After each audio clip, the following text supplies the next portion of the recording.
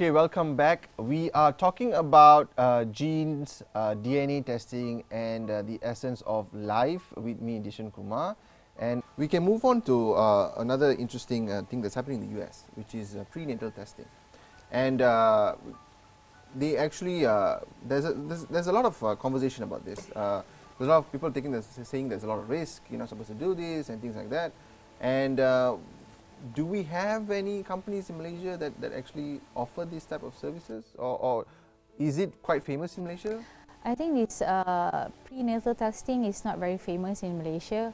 Other than we do have this prenatal for this karyotyping to check for whether the number of chromosome of the baby is correct or not. So from there we can actually diagnose whether the baby is actually like a Down syndrome case or something like that. So that is done when the fetus is maybe about 6 months. 6 months. Yeah, okay. about 6 months. So that's not prenatal. That's just like the baby is already formed and yes. Okay. Yeah. So there's nothing before that when the fetus is still a cell. Oh no, it's very high. It's a bit risky. Yeah. But we have to talk about the ethical question, because that's something that's already been talked about in the United States when they have this prenatal testing. If a couple has this prenatal testing on their unborn child, and they find out the child has a rare genetic disorder and things like that, based on your medical opinion, do you think they should do something about it? Because that raises a very big question, because ignorance is bliss, that they say, you know. So what should be done? Okay, I'm not quite sure what is actually from my what that I know. If it is being advised by the doctor to actually, the best thing is to get the baby, to get an abortion. So it is allowed to. But as a parent like myself, if personal opinion. Yeah, my personal opinion. Yeah. If I'm already 6 months pregnant. Yeah. So knowing that my baby having like Down syndrome, so will I carry on with the abortion, or will I carry on with the pregnancy? So for myself, personally, I will carry on with my pregnancy, because whatever it is a gift from the God. So I don't think it's right to actually just terminate a life just like that.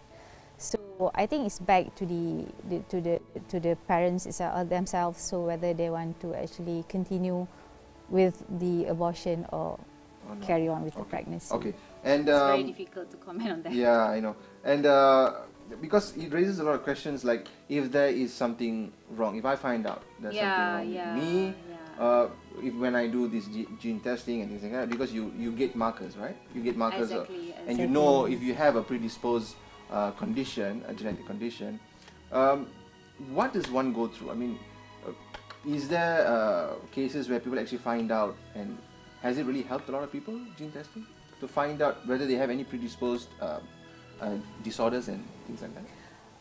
Yes. There's a lot of testing currently available in the market, where you can actually check on your tumor markers and then on these cancer markers. There's a lot in the market. You can choose from the racks. But having said that, having a predisposed gene doesn't mean that in like 20 years in future that you will actually having that disease. So like let's say like cancer marker, they have tested, or they have actually looked into the statistic or the frequency of these people having breast cancer with the marker, with the genes. Yeah, so maybe within the patient themselves, they only like 25% of the patient having the genes.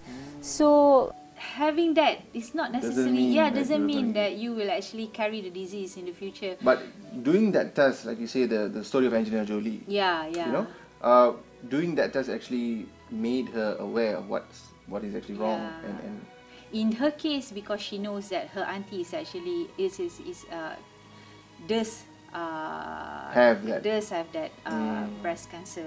So her case is actually at the very extreme end, where she decided to have double mastectomy. So back to the question whether how do you take that information?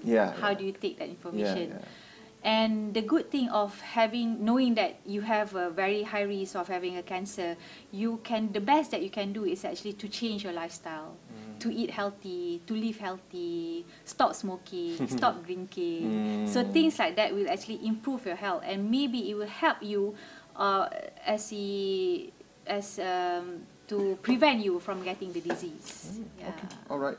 And there is a lot of conversation about testing, genetic testing, and things like that. And in Malaysia, like you said, there is that service, right? To actually talk about genetic testing, yes, not DNA, not ancestry, but genetic testing in Malaysia. Yes, we do have. We do have this we can actually do it in a la carte mode, where you can choose whatever markers that you want to test. Oh, okay. That is one thing. And also you can have this, we call it like nutrigenomic studies, where you can actually get to know what are the genes that you have, and what are the best food that you can take to keep you healthy, to prevent you from getting diabetes.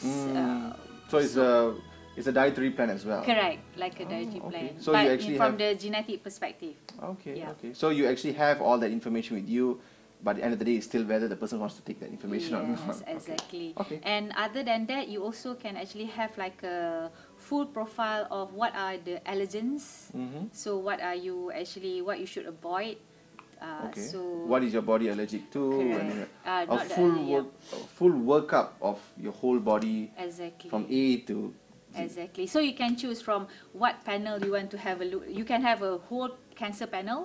You want to test whatever the genes they have actually found in the cancer cases, and you can have all sets of panels for tumor markers, a set of panels for allergic reactions, and things like that. Yeah. And the works. Okay. Yes. All right.